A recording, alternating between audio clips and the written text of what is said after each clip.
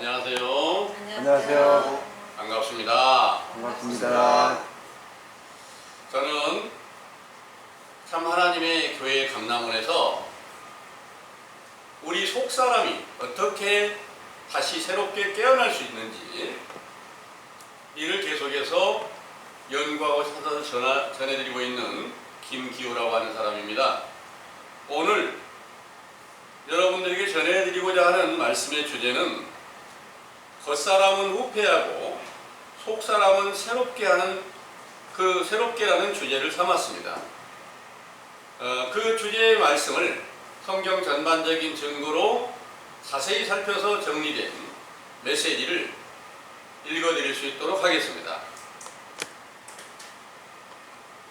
주제의 말씀은 겉사람은 후패하고 속사람은 새롭게고요.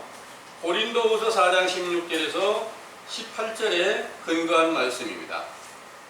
내용을 상고해 봅니다. 그러므로 우리가 낙심하지 아니하노니 겉사람은 후패하나 우리의 속은 날로 새롭도다. 우리의 잠시 받는 환난에 경한 것이 지극히 크고 영원한 영광에 중한 것을 우리에게 이루게 함이니 우리 돌아보는 것은 보이는 것이 아니요 보이지 않는 것이니 보이는 것은 잠깐이요 보이지 않는 것은 영원함이니라. 아멘. 내용을 상고하겠습니다. 공평하신 참 하나님께서 스가랴 12장 1절 사람의 심령을 지으시고 그 심령을 감찰하시면서 에스겔 선지자에게 이르시기를 에스겔 18장 30절에서 32절 나 주 여호와가 말하노라. 이스라엘 족속아 내가 너희 각 사람의 행한 대로 공문할지라. 너희는 돌이켜 회개하고 모든 죄에서 떠날지어다. 그리한즉 죄악이 너희를 패망케 아니하리라. 너희는 범한 모든 죄악을 버리고 마음과 영을 새롭게 할지어다. 이스라엘 족속아 너희가 어찌하여 죽고자 하느냐. 나 주 여호와가 말하노라. 죽는 자의 죽는 것은 내가 기뻐하지 아니하노니 너희는 스스로 돌이켜 살지니라.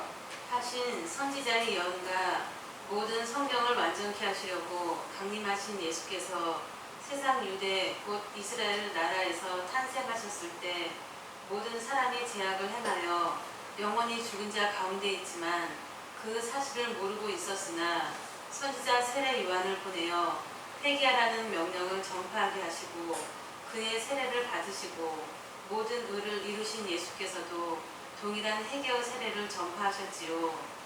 그 명령을 듣고 돌아온 자들을 제자로 삼아 그들의 죄를 씻기시고 마음과 영을 새롭게 하는 새 생명을 주시려고 자기의 육체를 십자가에 못 박혀 죽으시고 부활하신 후에 에베소서 2장 14절에서 18절 오순절에 성령으로 충만케 하셨을 때 사망의 생명으로 옮겨주심으로 심령의 새 사람으로 나타나 예수 그리스도의 이름을 주시고 그 이름으로 무엇을 구하든지 성취되게 하셨으므로 그 거룩하신 아버지의 이름이 영원히 영광과 찬송을 받으시기에 합당하시나이다. 아멘.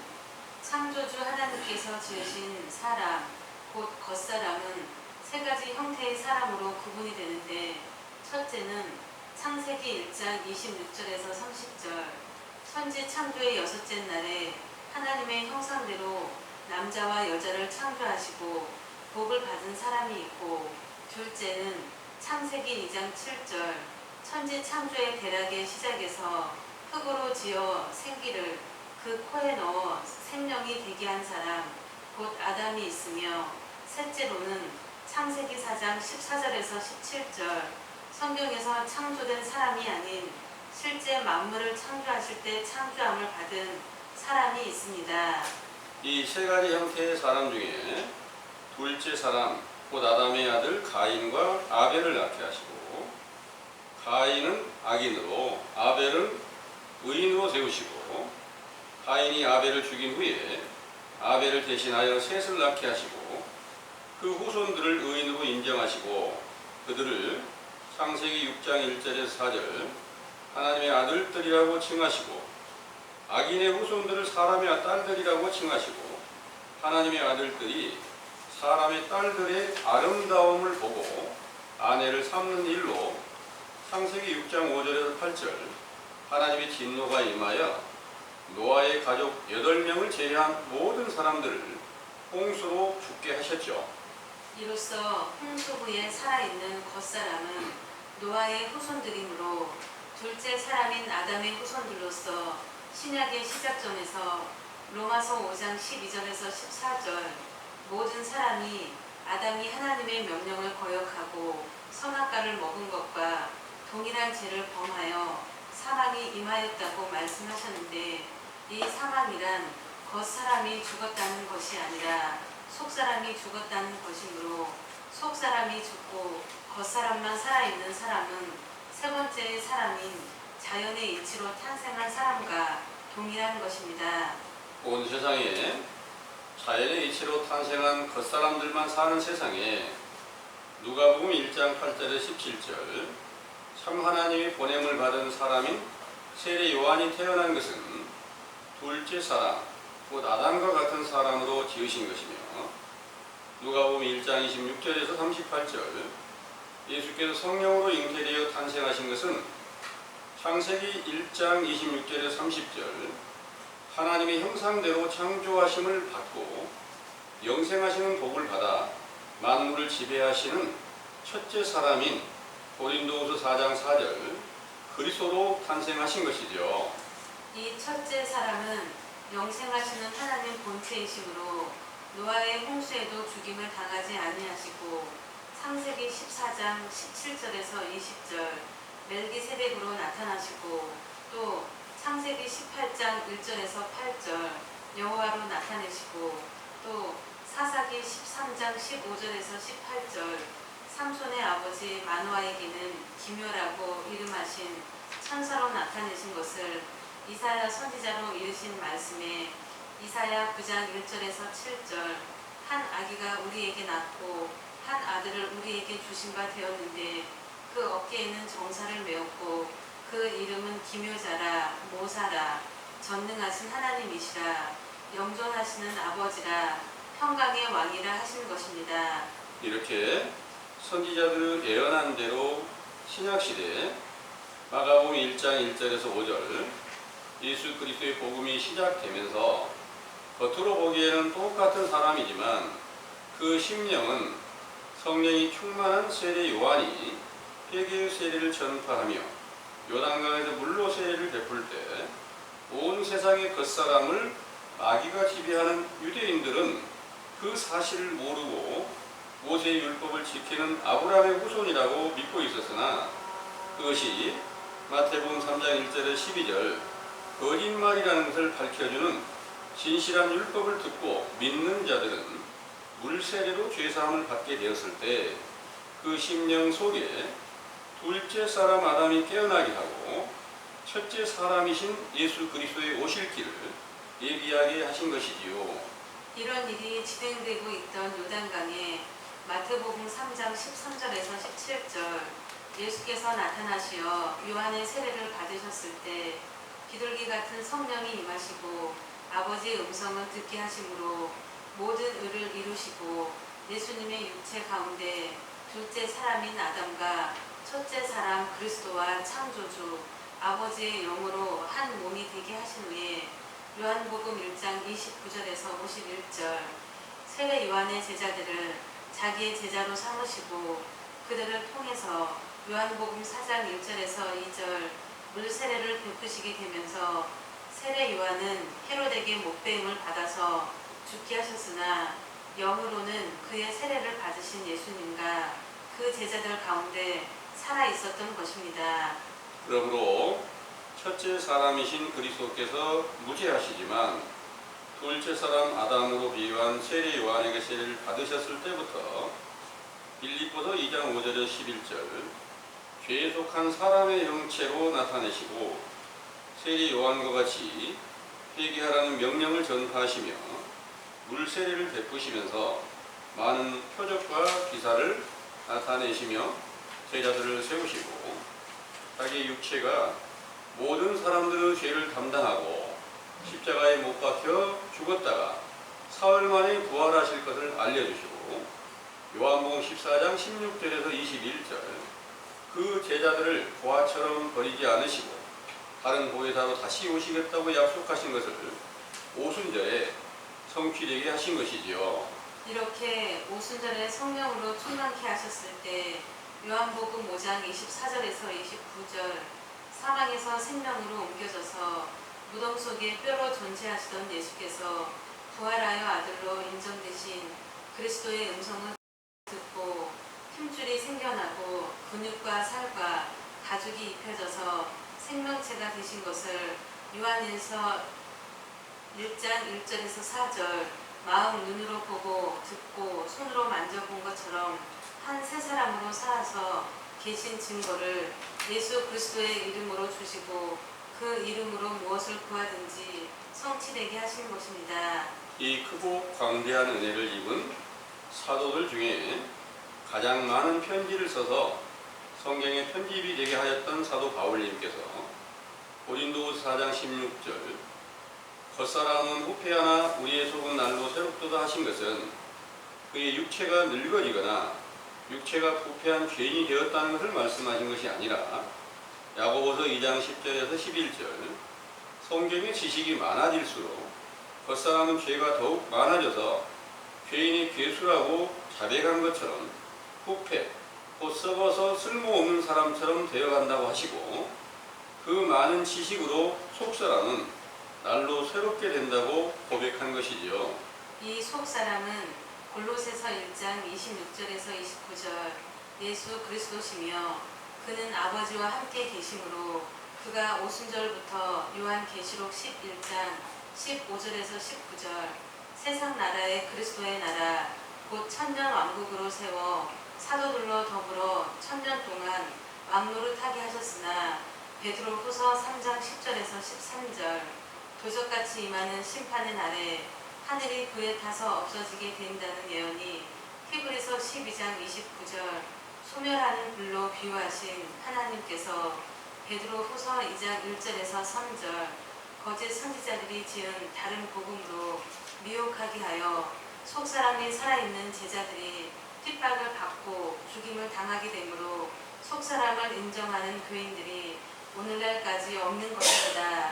이 속사람은 요한복음 1장 9절에서 14절 참 빛이 되어 말씀이 육신이 되신 예수 그리스도시며 그가 요한일서 4장 1절에서 6절 육체 곧 신령한 육체로 새 생명으로 나타내실 것을 믿는 자는 고린도후서 13장 5절 예수 그리스도께서 살아서 계신 증거가 있는지 시험하고 확증하여 그 증거가 없다면 자기의 죄로 인하여 죽은 자의 뼈가 묻힌 영적 무덤이 된 사실을 인정하고 그 죄를 사함받기 위하여 회개의 세례를 받으면 고린도전서 15장 22절 둘째 사람 아담 안에서 죽었다가 성령 세례를 거듭나는 날에 첫째 사람 그리스도께서 새 생명으로 나타내심으로 영생하게 되는 것이지요.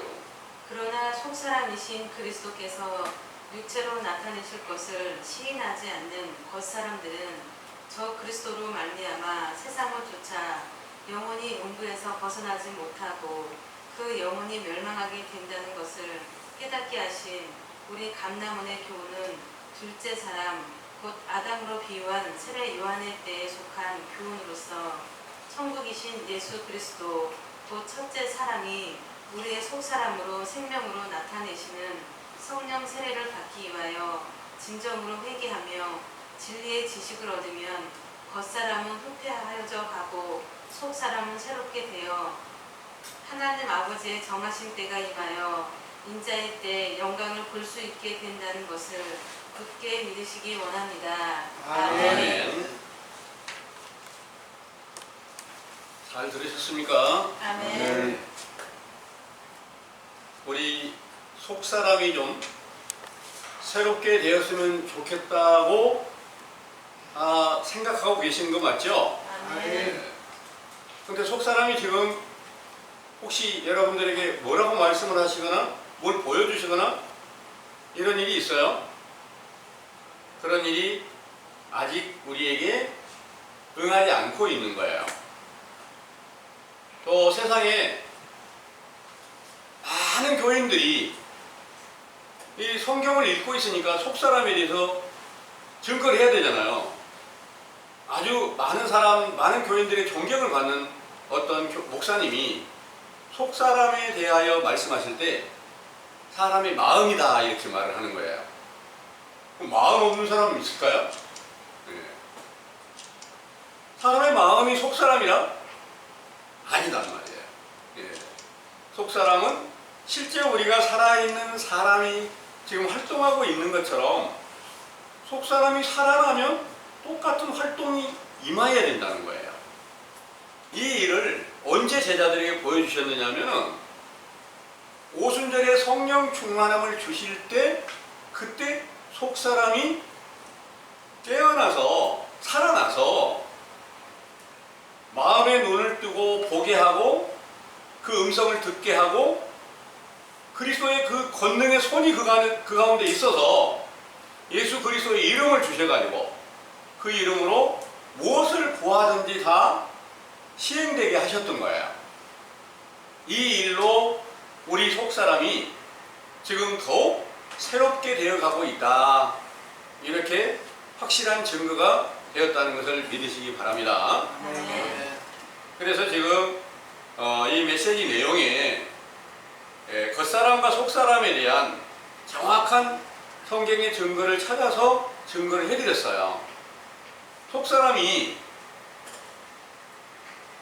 이 세상에 육체를 입고 오셨을 때 육체를 입고 오신 예수 그리스도가 모든 성경의 율법을 다 완성하러 오셨다고 말씀하시는 거예요.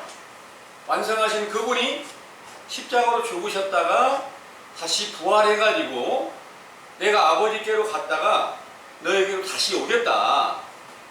그리고 죽으셨다가 부활하셨을 때 죽었던 것을 보게 하셨고요. 무덤에 이렇게 장례 치르는 걸 보게 하셨어요, 제자들에게. 그리고 사흘 만에 부활해가지고 다시 나타나신 것을 제자들에게 보게 하신 거예요. 보게 하신 후에 아버지께로 올라가겠다. 40일 동안 제자들과 함께 계시다가 제자들에게 너희가 지금 예루살렘으로 들어가서 저녁 기도에 힘써라. 이렇게 명령하신 후에 예수님께서 아버지께로 올라가신 거예요. 올라가신 뒤에 열흘 후에 다시 오겠다는 약속대로 오순절 날에 성령으로 충만케 하셔가지고 그때 바깥에서 나타나신 게 아니고 속에서 새 생명으로 나타나셔가지고 그 증거로 예수 그리스도의 이름을 주신 거예요. 그래가지고 그 이름으로 태어날 때부터 안진뱅이였던 사람에게 일어나 걸으라 그러니까 바로 그 자리에서 걷고 뛰는 그런 표적이 나타나는 거예요. 이를 보고 예루살렘의 그 많은 병든 자와 귀신 들려 고통받는 자들이 다 솔로몬 행각에 모이니까 한 사람도 빠짐없이 예수 그리스도의 이름으로 다 낫게 하시는 증거가 사도행전 5장에 나타나시는 거예요. 사도행전 전장이 그와 같은 증거를 하시고 있어요. 속사람이 살아났을 때와 또 속사람이 살아나기 전에는 예수님이 육체로 계실 때잖아요. 그때는 사도들에게 귀신 들린 자의 아버지가 찾아와서 우리 아들 귀신 들려가지고 간질병으로 고통을 겪고 있는데 귀신을 좀 쫓아내주세요. 이렇게 말했을 때 제자들은 능력이 없으니까 속사람이 살아있지 않으니까 귀신을 쫓아낼 수가 없었던 거예요. 예수님께서 그를 쫓아내시면서 너희가 지금 겨자씨만한 믿음이 만약 있었다면 그 믿음만 있었더라도 산을 들어서 바다에 옮겼을 터이고 당연히 귀신을 쫓아낼 수 있었을 터인데 너희들은 지금 겨자씨만한 믿음도 없다. 이때는 속사람이 죽어있다 하는 것을 계속해서 알려주신 거예요.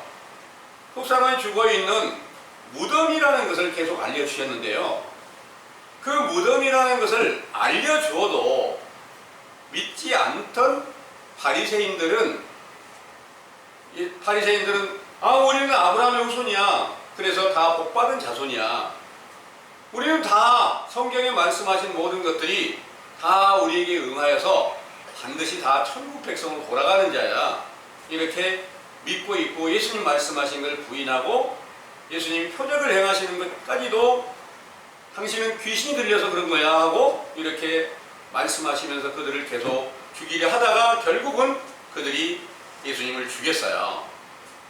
그러니까 그들이 죽인 모든 일들은 성경을 다 이루기 위함이고 그 성경이 이루어져서 죽으셨다가 부활하신 후에는 제자들에게서 속에서 새 생명으로 나타나시는 것인데 그 생명으로 나타나신 그분은 어떤 분이냐? 바로 천지와 모든 만물을 창조하신 분이세요. 모든 성경을 기록하신 분이세요. 선지자들을 세워서 그 모든 증거를 다 보여주신 분이세요. 모세를 세워서 애굽 땅에 10대 재앙을 내리신 분이고 어마어마한 많은 표적을 행하시고 노아의 때 홍수의 진노를 내리신 분이세요. 이런 전능하신 하나님 본체이신 예수 그리스도가 바로 속에서 새 생명으로 나타나게 되었다는 거예요. 그러면 그때만 나타나시는 거냐? 정확한 성경의 증거를 통해서 여러분들 안에 지금 속에 새 생명이 계시지 않는 이유가 뭐다? 그것이 성경의 하나님의 명령대로 순종치 못한 죄악 때문이다. 이 사실을 정확하게 듣고 있는 여러분들이 성경을 믿으시죠. 성경을 믿으시면 속사람도 당연히 속사람이 다시 우리 안에서 나타나야 될 것을 새롭게 돼야 될 것을 믿어야지 성경을 믿는 거 맞잖아요. 이 사실을 믿고 싶은데 아직 우리에게 속사람이 안 나타나 있어. 안 나타난 이유가 뭐냐? 정확한 증거를 보니까 우리의 죄악 때문이다 그러는 거예요.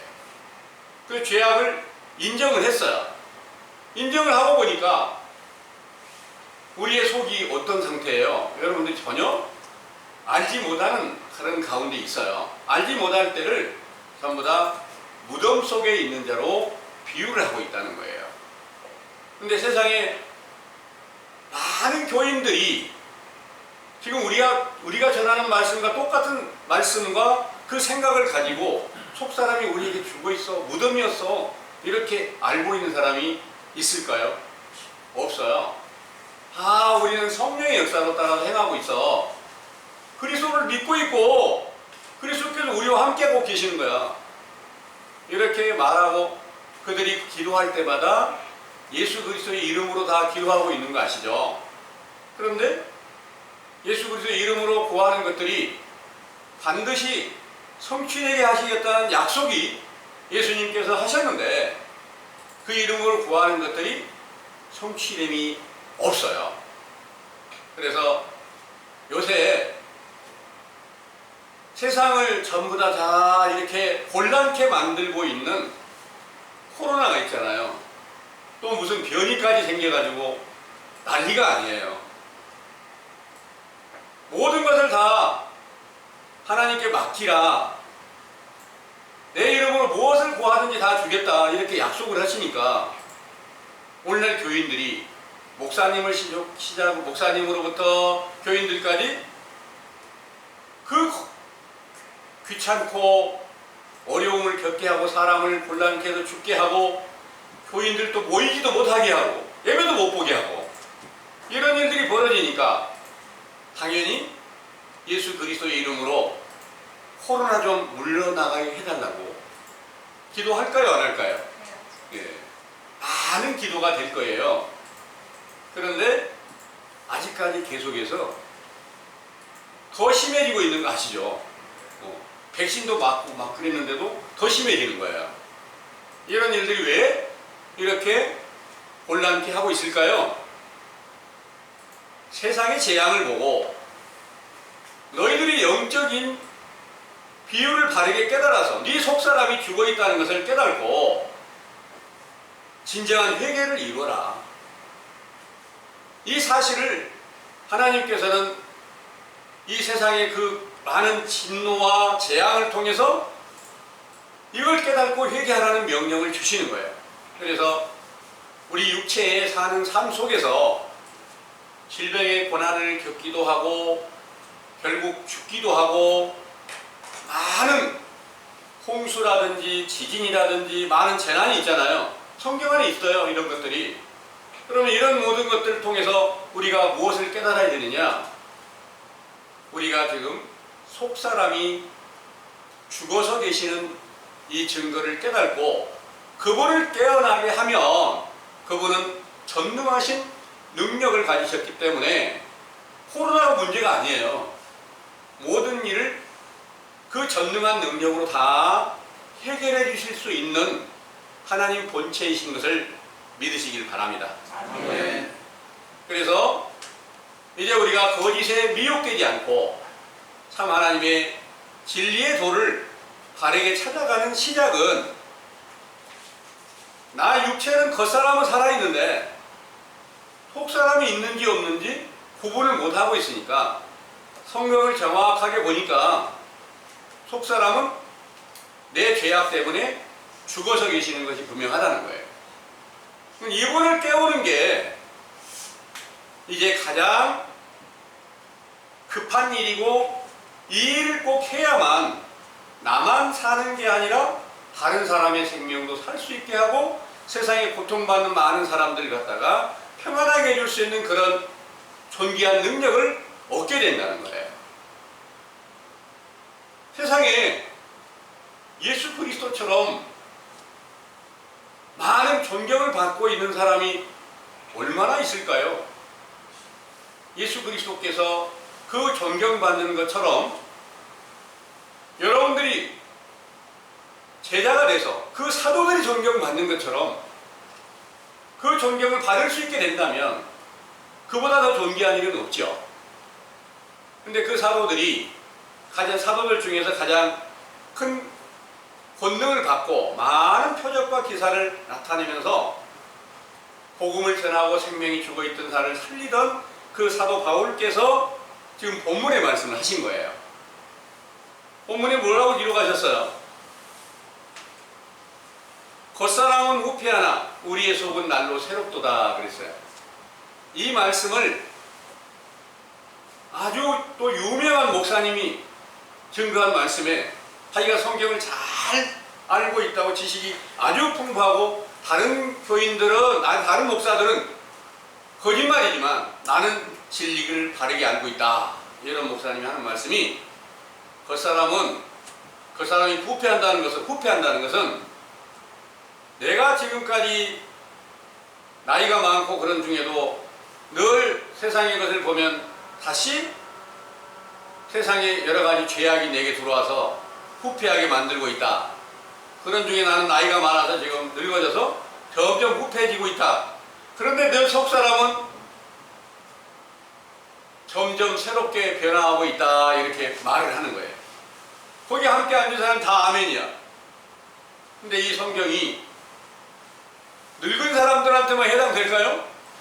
실제로 육신의 죄를 짓고 있는 사람들한테만 해당될까요? 아니에요. 남녀노소 누구도 막론하고 다 똑같이 이 말씀이 똑같이 응해지는 거예요. 어린 아이 때 이 말씀을 듣는 자들이 있다고 본다면 그들이 육신이 후패해지고 있는 건 아니잖아요. 그러면 이 말씀은 어떤 의미인가? 후패한다는 것은 그 뒤에 증거하고 계시는 거예요. 또 성경의 지식이 점점 많아지니까 성경 한 구절을 알게 되면 죄가 한 가지가 더 생기는 거예요. 율법을 하나 더 알면, 계명을 하나 더 알면 그것이 내 죄로 드러나는 거예요. 죄가 더 드러나면 겉사람은 계속 후패해지는 것이 맞겠죠. 그래서 여기에 본문의 말씀에 이렇게 기록하고 있어요. 우리의 잠시 받은 환난에 경한 것이 그랬어요. 그 지식이 많고 그리스도께서 그 안에 함께 계셔가지고 복음을 전하는데 그들이 가만두질 않고 핍박을 하고 옥에 가두기도 하고, 고린도 후서 6장에 보면 이렇게 말씀하시고 계세요. 6장에 1절부터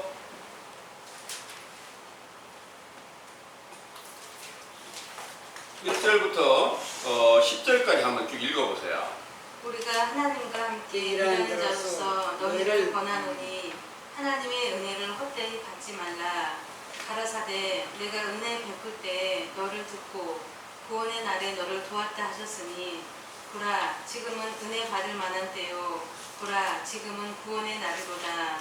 우리가 이 직책이 회방을 받지 않게 하려고 무엇이든지 아무에게도 거리끼지 않게 하고 오직 모든 일에 하나님의 일꾼으로 자천하여 많이 견디는 것과 환난과 궁핍과 곤란과 내 맞음과 갇힘과 요란한 것과 수고로움과 자지 못함과 먹지 못함과 깨끗함과 지식과 오래 참음과 자비함과 성령의 감화와 거짓이 없는 사랑과 진리의 말씀과 하나님의 능력 아래 있어 의의 병기로 좌우하고 영광과 욕됨으로 말미암으며 악한 이름과 아름다운 이름으로 말미암으며 속이는 자 같으나 참되고 무명한 자 같으나 유명한 자요 죽은 자 같으나 보라 우리가 살고 징계를 받는 자 같으나 죽임을 당하지 아니하고 근심하는 자 같으나 항상 기뻐하고 가난한 자 같으나 많은 사람을 부유하게 하고 아무것도 없는 자 같으나 모든 것을 가진 자로다. 아멘. 이 내용의 말씀이 여기에 지금 2절의 말씀은 이렇게 기록하고 있어요. 내가 은혜 베풀 때 너를 듣고 구원의 날에 너를 도왔다 하셨으니 보라 지금은 은혜 받을 만한 때요 보라 지금은 구원의 날이로다 그랬어요. 지금이라는 내용이 그때 1900여 년 전에 이 성경을 쓰실 때 말이지 오늘날 구원의 날이로다 이렇게 말하는 것은 성경을 정확하게 보지 못한 사람은 이 말씀 그들 지금 구원의 날이라고 썼네 은혜 받을 때라고 썼네 이렇게 생각을 하잖아요. 그런데 사도들 시대가 끝났어요. 이 편지를 쓰신 분들의 그 시대가 끝났단 말입니다. 구원을 받을 만한 날이 아니란 말이에요.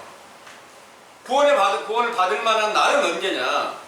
다시 우리 속사람이 살아나는 때에 이 말씀이 응하는 거예요. 네, 그러는데 알지 못하는 가운데서 그런 일을 계속해서 행하고 있는데 이 성경의 말씀이 계속 자기들에게 다 응하고 있는 줄 알아요. 그런데 3절의 말씀이 그랬어요.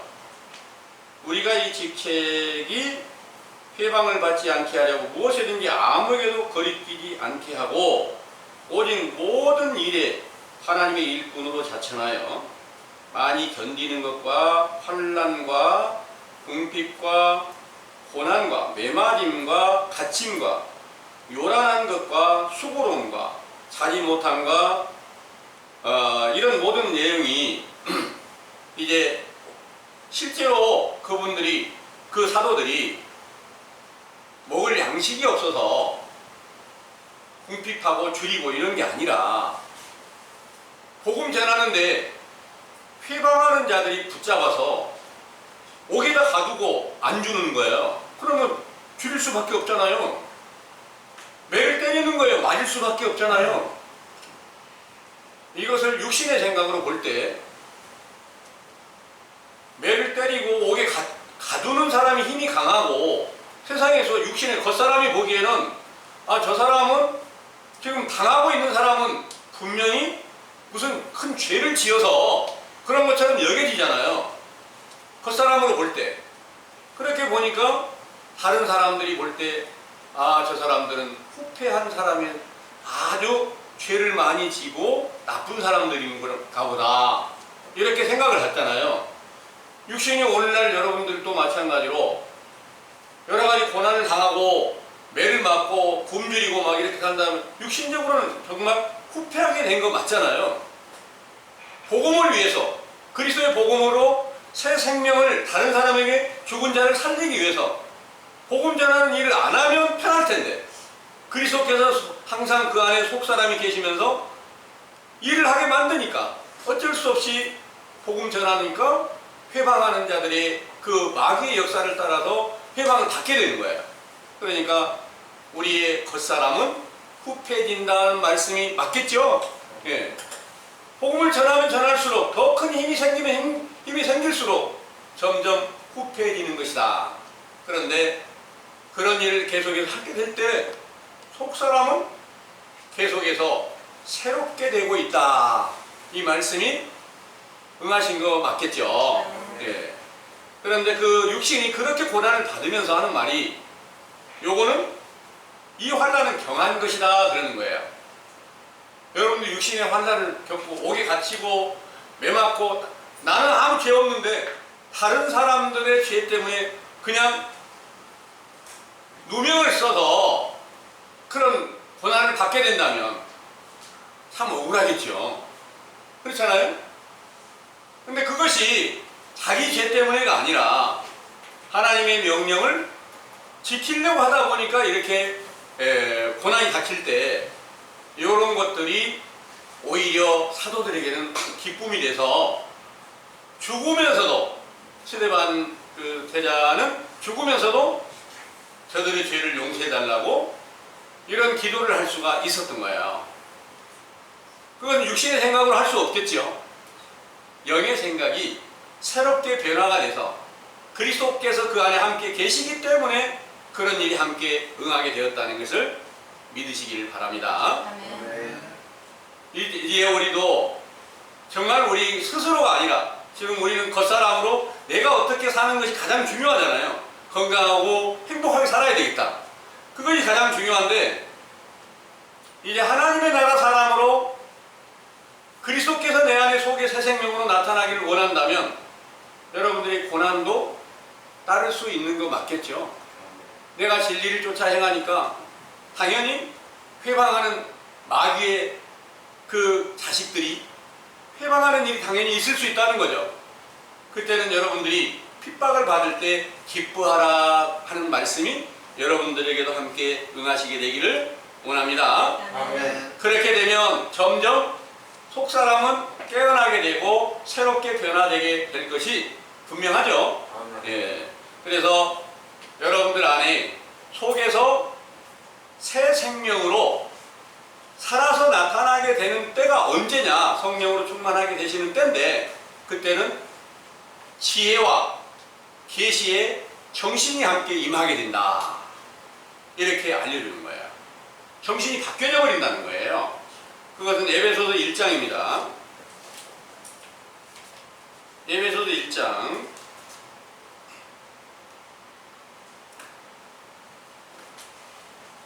17절부터요. 17절부터 23절까지를 쭉 한번 참고해 보겠습니다. 우리 주 예수 그리스도의 하나님 영광의 아버지께서 지혜와 계시의 정신을 너희에게 주사 하나님을 알게 하시고 너희 마음 눈을 밝히사 그의 부르심의 소망이 무엇이며 성도 안에서 그 기업의 영광의 풍성이 무엇이며 그의 힘의 강력으로 역사하심을 따라 믿는 우리에게 베푸신 능력의 지극히 크심이 어떤 것을 너희로 알게 하시기를 구하노라. 그 능력이 그리스도 안에서 역사하사 죽은 자들 가운데서 다시 살리시고 하늘에서 자기의 오른편에 앉히사 모든 정사와 권사와 건세와 능력과 주관하는 자와 이 세상뿐 아니라 오는 세상에 일컫는 모든 이름 위에 뛰어나게 하시고 또 만물을 그 발 아래 복종하게 하시고 그를 만물 위의 교회의 머리로 주셨느니라. 교회는 그의 몸이니 만물 안에서 만물을 충만케 하시는 자의 충만이니라. 아멘. 우리가 바라는 일이 바로 이제 지혜와 계시의 정신으로 속에서 예수 그리스도의 생명이 나타나는 거예요. 이거는 이제 성령으로 충만함을 받았을 때 여기 13절에서 16절까지 말씀을 제가 읽어보겠습니다. 13절에서 그 안에서 너희도 진리의 말씀 곧 너희의 구원의 복음을 듣고 그 안에서 또한 믿어 약속의 성령으로 인치심을 받았으니 이는 우리의 기업의 보증이 되사 그 얻으신 것을 구속하시고 그의 영광을 찬미하게 하려 하심이라 그랬어요.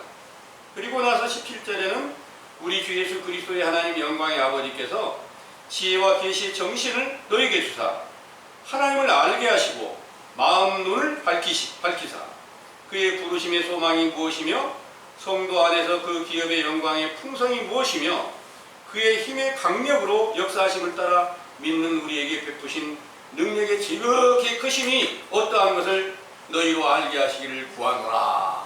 이렇게 말씀하신 그분이 우리 안에 속에 새 생명으로 나타나가지고 정신은 완전히 바뀌어놨다. 육신은 죽고 육체의 겉사람은 죽고 속사람이 살아났다. 이렇게 사도 바울께서 증거를 한 거예요. 그래서 속사람이 날로 새롭게 바뀌어져 간다.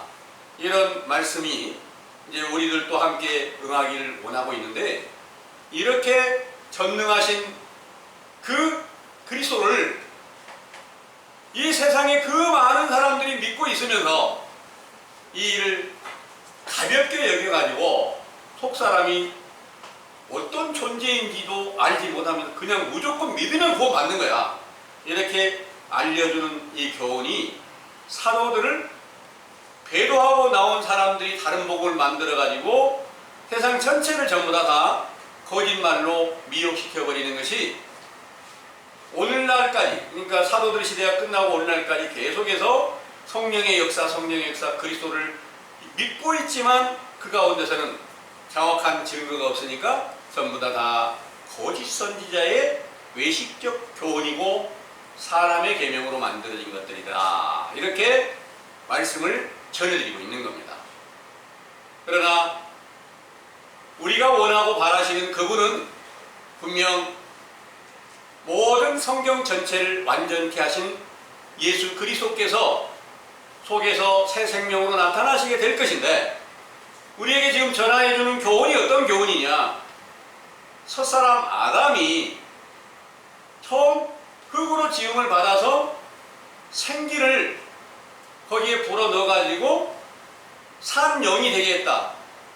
산 영이 되게 한 그 영으로 이제 우리에게 교훈을 주시고 그 가운데서 깨달음을 주셔서 선악과를 따먹었던 것처럼 이제 선악과의 비유로 가르치신 이 진실과 거짓에 대한 정확한 성경의 증거를 선과 악으로 알려주시고 있는 거예요.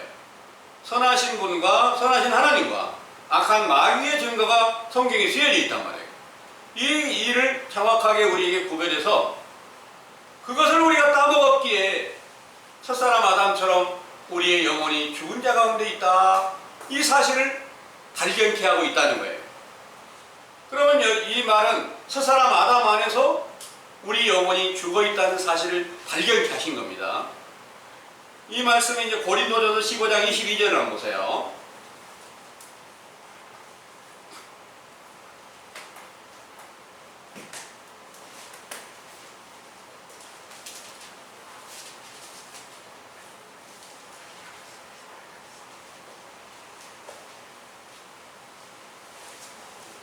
고린도전 15장 22절에 아담 안에서 모든 사람이 죽은 것 같이 그리스도 안에서 모든 사람이 삶을 얻으리라 그랬어요. 예. 이 말씀이 육체가 죽었다는 말씀일까요? 아니겠죠? 아담 안에서 모든 육체가 다 죽는다? 이게 아니에요. 속사람이 죽을 것을 알려주신 거예요. 예수님께서는 본래 하나님 본체이신 건 맞아요. 근데 모든 사람들의 죄를 담당하고 이 세상에 오셔서 마치 첫사람 아담의 옷을 입는 과정으로 세례 요한의 세례를 받은 거예요. 세례를 받으신 그 육체는 결국 성경을 다 이루기 위해서 죽으셨잖아요. 예수님이 죽으셨을 때 다른 사람들은, 제자들에게는 어떻게 얘기했느냐? 너희들과 함께 너희 죄로 인해서 모든 사람들이 죄를 담당하고 죽으셨으니까, 제자들의 죄를 담당하고 죽었으니까 그 안에서 함께 죽었고 그 그 죽었다는 사실로 너희들이 무덤이었다는 사실을 알려줬던 거예요. 그래서 우리에게도 처음 선지자 세례 요한의 때에 속한 교훈을 우리에게 주셔서 선과 악에 대한 정확한 증거를 주니까 우리가 하나님의 모든 명령대로 순종치 못하고 불순종하고 있다는 사실을 깨닫게 되니까 첫사람 아담의 때 안에서 우리 속사람이 죽어있다는 이 말씀입니다. 그럼 아담 안에서 모든 사람이 다 죽어있더라. 우리가 정확하게 보니까 세상에 예수 그리스도를 믿고 생명이 살았다고 하는 모든 사람들이 정확한 증거가 없으니까 거짓말이란 말이에요. 그 거짓말하는 사람들은 다 당연히 영원히 죽었다는 말씀이 맞잖아요. 그래서 온 세상이 다 죽어있는데 그 사실을 모르고 있는데 지금 우리에게 선지자 세례 요한의 때에 속한 교훈, 이거 신약시대의 첫사람 아담의 때의 교훈이에요. 이 교훈으로 회개하라 이 명령을 전하면서 우리가 지금 하나님의 명령을 지키지 못하고 있다는 것을 정확하게 알게 해주고 있다 이 말씀입니다. 아담 안에서 모든 사람이 다 죽었다. 그러니까 속사람이 죽어있는 거예요. 그리고 그리스도 안에서 모든 사람이 산다. 살아난다는 거예요. 그리스도께서 어디서 나타나셔서 사는 거냐? 아니에요. 우리 속에서 그분이 깨어나서 나타나시고 지혜와 계시의 정신으로 왕의 권세를 가지신 그분이 예수 그리스도 이름으로 나타나셨을 때 완전히 새 생명으로 속에서 나타나셔서 말씀을 주시고 그 모든 능력을 주셨을 때 사도들과 동일한 행함이 함께 따르게 된다는 것을 믿으시기를 바랍니다. 네. 그 사도들의 그 능력은 어떤 능력을 보여주셨느냐 하면 고린도후서 12장 12절을 보겠습니다. 고린도후서 12장 12절에 사도에 표된 것은 내가 너희 가운데서 모든 찬원과 표적과 기사와 능력을 행한 것이라. 아멘. 아멘. 사도의 표가 된 것은 내가 너희 가운데서 모든 찬원과 표적과 기사와 능력을 행한 것이라. 이 말씀대로 그리스도께서 속에 새 생명으로 나타나시는 날에 사도들과 동일한 그런 행함이 함께 따른다는 것을 여러분들은 믿으시죠? 네. 근데 그 행함이 없는 믿음은 다 죽은 것이라고 알려주고 있는 거예요. 죽은 것인 줄 죽었는데 죽은 것을 밝혀지지 않는 것은 마귀가 역사하고 마귀의 역사를 따라서 거짓말하는 모든 거짓 선지자들이 여러분들은 예수 그리스도를 믿으면 구원받습니다. 길거리에서도 예수 구원, 불신 지옥 이렇게 피켓 들고 다니면서 이렇게 하는 거 많이 보시잖아요. 그럼 그들이 구원 받았을까요? 그 안에 그리스도가 계실까요? 아무 능력도 없어요. 예.